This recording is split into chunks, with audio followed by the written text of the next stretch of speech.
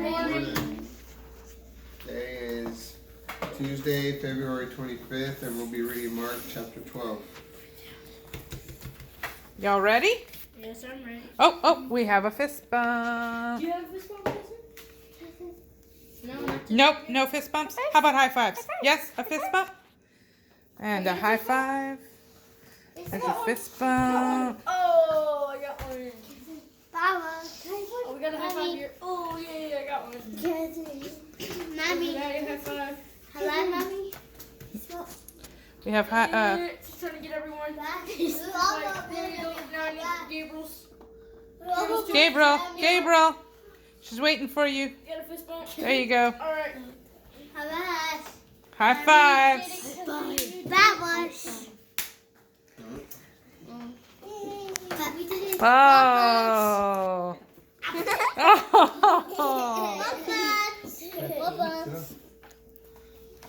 All right. Chapter 12. The parable of the tenants. Then Jesus began to speak to them in parables. There once was a man who planted a vineyard and put a secure fence around it. He dug a pit for its winepress and erected a watchtower. Then he leased it to tenant farmers and traveled abroad. When the time of harvest came, he sent one of his servants to the tenants to collect the landowner's share of the harvest. But the tenants seized him and beat him and sent him back empty-handed. So the owner sent another servant to them. And that one was shamefully humiliated and beaten over the head. So he sent another servant, and they brutally killed him. Many more servants were sent, and they were all severely beaten or killed. The landowner had only one person left to send, his only son, whom he dearly loved. So he sent him to them, saying, "Surely they will restrain themselves and respect my son."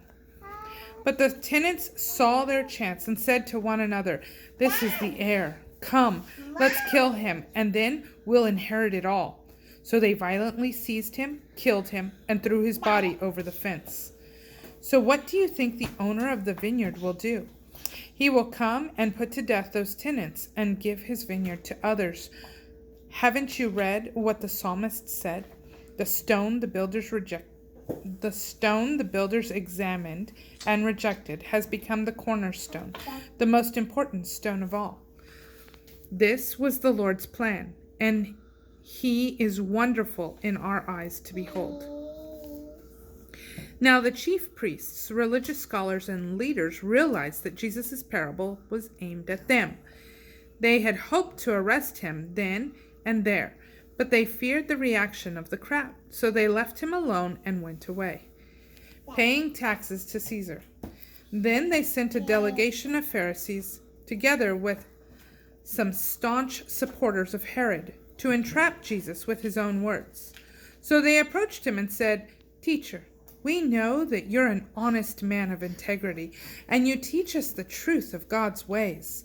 We can clearly see that you're not one who speaks only to win the people's favor, because you speak the truth without regard of the consequences. So tell us, then, what you think. Is it proper for us to pay taxes to Caesar or not?" Jesus saw through their hypocrisy and said to them, "Why are you testing me? Show me one of the Roman coins." They brought him a silver coin used to pay the tax. "Now tell me," Jesus said, "whose head is on the coin and whose inscription is stamped on it?" "Caesar's," they replied.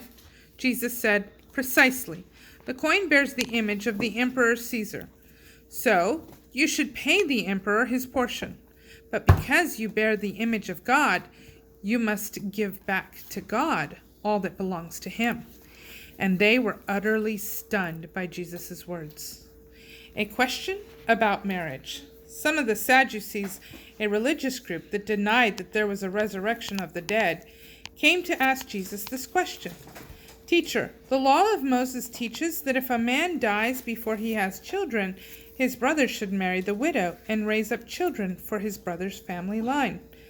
Now there was a family with 7 brothers. The oldest got married but soon died, and he had no children. The second brother married his oldest brother's widow, And he also died without any children, and the third also. This repeated down to the seventh brother, none of whom had children. Finally, the woman died. So here's our dilemma. Which of the 7 brothers will be the woman's husband when she's resurrected from the dead, since they all were once married to her? Jesus answered them, "You are deluded because your hearts are not filled with the revelation of the Scriptures or the power of God. For when they rise from the dead, men and women will not marry, just like the angels of heaven don't marry. Now concerning the resurrection, haven't you read in the Torah what God said to Moses at the burning bush? I am the living God, the God of Abraham, the God of Isaac, and the God of Jacob. God is not the God of the dead, but of the living, and you are all badly mistaken." The greatest commandment. Now a certain religious scholar overheard them debating. When he saw how beautifully Jesus answered all their questions, he posed one of his own and asked him, "Teacher, which commandment is the greatest of all?" Jesus answered him, "The most important of all the commandments is this: the Lord Yahweh, our God, is one. You are to love the Lord Yahweh, your God, with every passion of your heart, with all the energy of your being, and with every thought that is within you, and with all your strength. This is the greatest and supreme commandment. And the second is this: you must love your neighbor in the same way you love yourself. You will never find a greater commandment than these." The religious scholar replied, "Yes, that's true, teacher. You spoke beautifully when you said that God is one, and there is no one else besides him. And there is something more important to God than all the sacrifices and burnt offerings. It is the commandment to constantly love God with every passion of your heart, with your every thought, and with all your strength, and to love your neighbor in the same way as you love yourself." When Jesus noticed how thoughtfully and sincerely the man answered, he said to him, "You're not far from the reality of God's kingdom realm." And after that, no one dared to question him again. Jesus, son of David, Lord of David. While Jesus was teaching in the courts of the temple, he posed a question to those listening. Why did the religious scholars say that the Messiah is David's son? Yet it was David inspired by the Holy Spirit, who sang, "The Lord Jehovah said to my God, sit near me in the place of authority until I subdue all your enemies under your feet." Since David calls him Lord, how can he be his son? The large crowd that had gathered around Jesus took delight in hearing his words.